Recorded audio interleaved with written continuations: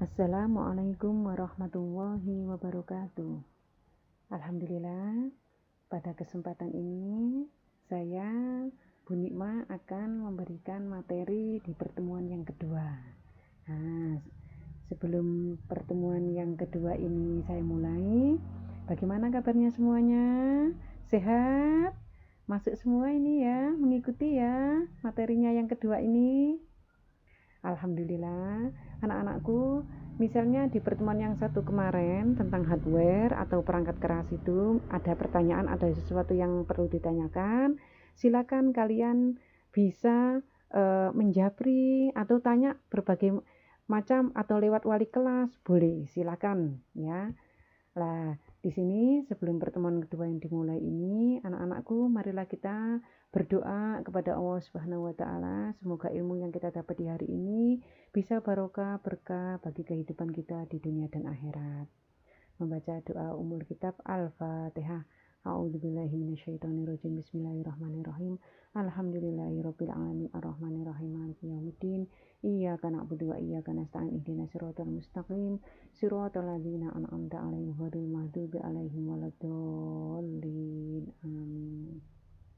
Alhamdulillah, di pertemuan yang kedua ini saya akan membahas tentang cara kerja internet. Bagaimana internet itu bisa berjalan, bisa kita koneksikan kalau kita tahu cara kerjanya. Kalau kita tidak tahu cara kerjanya, walaupun ada fasilitas, kemungkinan besar tidak bisa terkoneksi. Nah, sekarang ini sebelum anak-anakku memberikan tata cara untuk pengkoneksian ke internet ya, alangkah baiknya kita mengenal dulu yang namanya IP address, jadi alamat ya. Alamat ini macam-macam, setiap komputer bisa diberi alamat, yaitu menggunakan IP address. Nah, alamat IP address apa saja?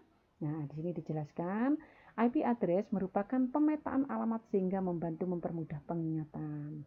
Kalau misalnya ada di lab itu kan berbagai macam komputer banyak, kalau komputernya salah satu terjadi error, bisa dikerjakan komputer berapa itu? Oh, komputer 20, berarti menggunakan IP address yang titik terakhirnya misalnya digunakan yang 20. Itu untuk mempermudah cara memperbaikinya. Nah, yang kedua ini yaitu IP address digunakan untuk mendesain komputer yang terhubung ke internet. Sehingga kita untuk walaupun modemnya itu satu ya, tapi bisa digunakan beberapa komputer atau beberapa laptop itu dengan menggunakan IP address selain menggunakan WiFi. Nah, di sini ada lagi yaitu IP address memberikan identitas universal bagi setiap interface komputer. Setiap komputer mempunyai alamat sendiri-sendiri, berbeda satu dengan yang lainnya. Jadi kita ngeceknya, misalnya kita ngeping itu ngecek satu-satu, itu berarti kita harus bisa lewat di IP address itu.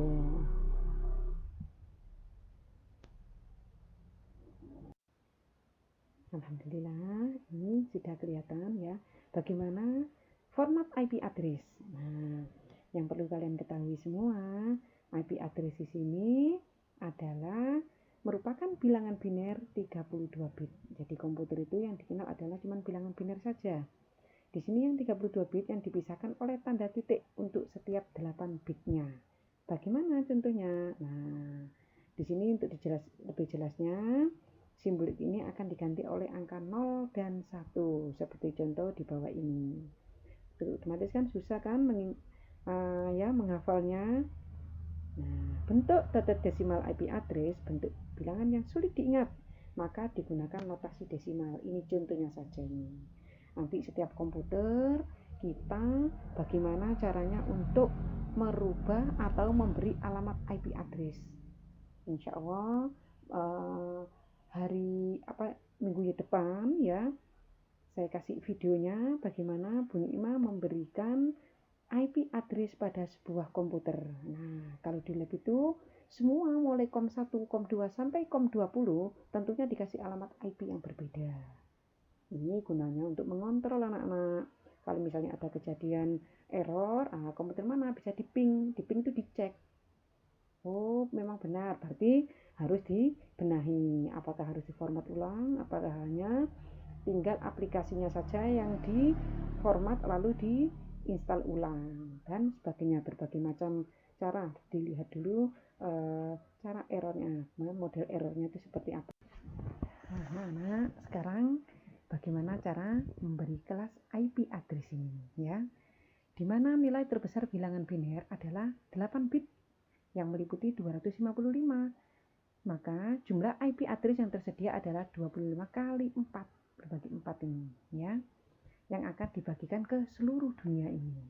Bahkan IP address ini terbagi dalam kelas-kelas, jadi tidak hanya anak sekolah saja yang ada kelasnya, tapi komputer pun mempunyai kelas IP. IP-nya masuk kelas apa? Apakah kelas A atau sampai kelas E? Nah, tujuannya apa? Untuk memudahkan distribusi pendaftaran. Terus, bagaimana alur koneksi internetnya? Nah, alur koneksi internetnya di sini, anak-anak, utamanya adalah memiliki aplikasi dalam internet, ya. Terus ada penentu routingnya. Setelah penentu routingnya, maka akan memberi alamat tujuannya. Nah, IP-nya berapa? Tujuan ke alamat mana? Yang terakhir yaitu mengirim ke media fisik. Nah, ke media fisik itu misalnya contohnya kabel atau radio ke kabel radio yang lainnya, dari satu komputer ke komputer yang lainnya, ya, melalui alur koneksi internet. Nah, sekarang dilanjut yaitu tentang ISP. Apakah ISP itu?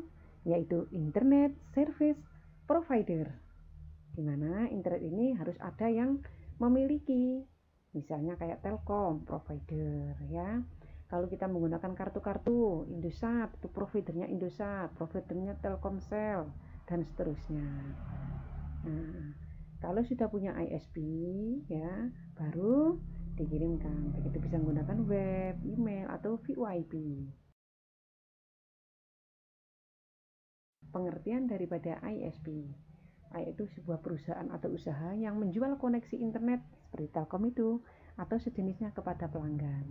ISP awalnya sangat identik dengan jaringan telepon karena dulu ISP menjual koneksi atau akses internet melalui jaringan telepon, seperti salah satunya adalah Telkomnet Instan dari Telkom, Telkomnet at Instan sebenarnya. Nah, dengan perkembangan teknologi ISP itu berkembang tidak hanya dengan menggunakan jaringan telepon, tapi bisa juga menggunakan teknologi fiber optik dan wireless, yaitu menggunakan WiFi. Ya, di sini dijelaskan lagi.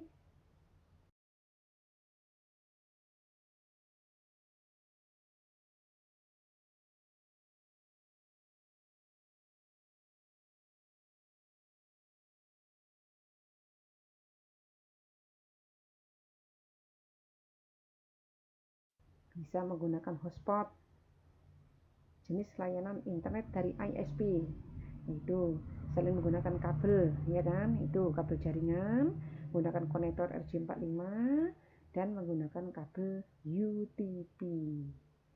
Bisa juga menggunakan mobile, ya, HP. Apakah untuk menggunakan dial up, jenis layanan yang mengharuskan penggunaan melakukan dengan perintah dial up, ya kan, untuk mengaktifkan akses internet. Jadi kalau nggak di dial up, dia nggak bisa koneksi internet. Kalau mengakhiri menggunakan disk, ya kan, berarti kan selesai. Awalnya perhitungan biaya jenis layanan ini didasarkan perhitungan waktu memakai dengan menggunakan layanan dial up. Tapi sekarang sudah banyak yang menggunakan unlimited, ya, dipakai nggak dipakai bayarnya tetap per bulannya. Nah, seperti itu menggunakan unlimited. Jadi, ya, penggunaan layanan ini termasuk orang yang sering menggunakan internet. Menggunakan apa? Mobile access. Ya, layanan internet dirasakan melalui ponsel atau perangkat yang jenisnya wireless. Ya, wireless juga sering digunakan. Internet yang menggunakan teknologi tanpa kabel. Ya, tanpa kabel. Kalau kabel namanya apa?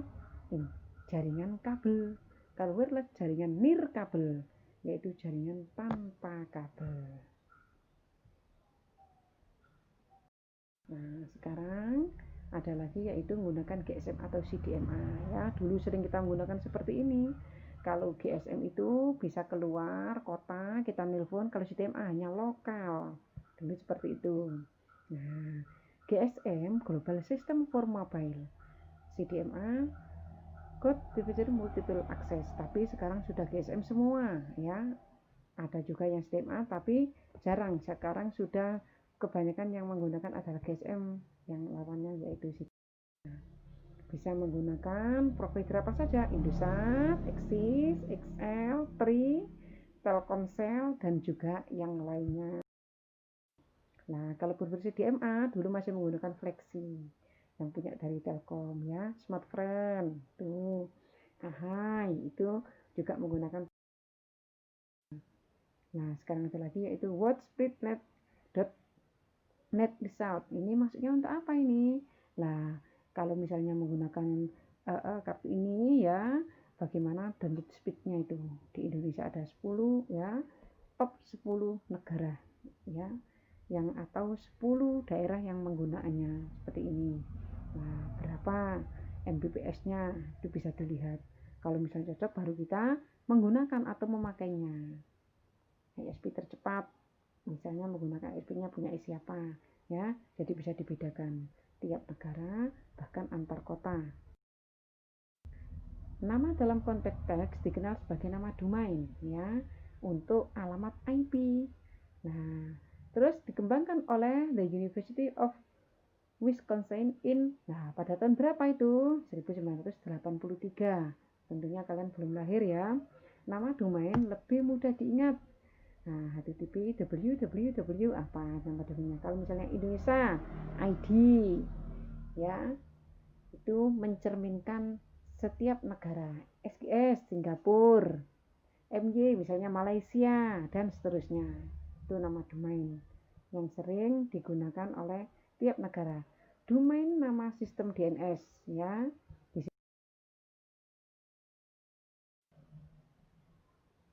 Kode negara. Nah, domainnya apa? Misalnya SG Singapura, ya kan? AT Austria, AU Australia, CA Kanada, FR Prancis, ID yaitu Indonesia, JP Jepang, SG Singapura, bahkan Inggris ya, tidak mencerminkan ya kalau Inggris ini UK, Inggris ini. Tipe domainnya .com berarti untuk komersial, education berarti untuk pendidikan, government pemerintahan, organization yaitu organisasi tipe domainnya. Kalau misalnya .com berarti kita untuk usaha komersial, kalau edu berarti untuk pendidikan, biasanya tidak diperjualbelikan, hanya untuk pendidikan. Pemerintahan ya.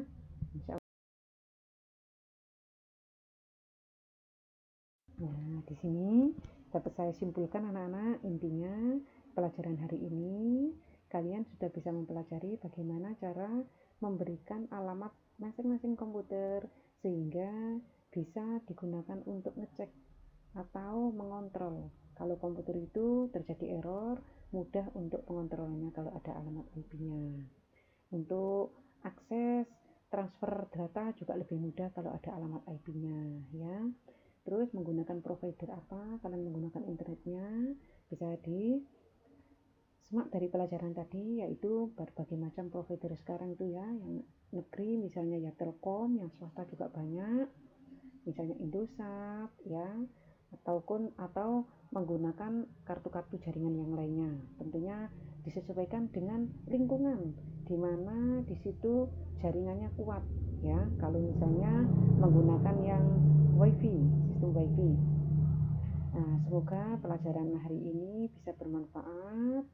Sebelum diakhiri anak-anak, kita baca doa kafaratul majelis. Subhanakallahumma wa bihamdika asyhadu an la ilaha illa anta astaghfiruka wa atubu ilaik. Walhamdulillahirabbil alamin. Assalamualaikum warahmatullahi wabarakatuh.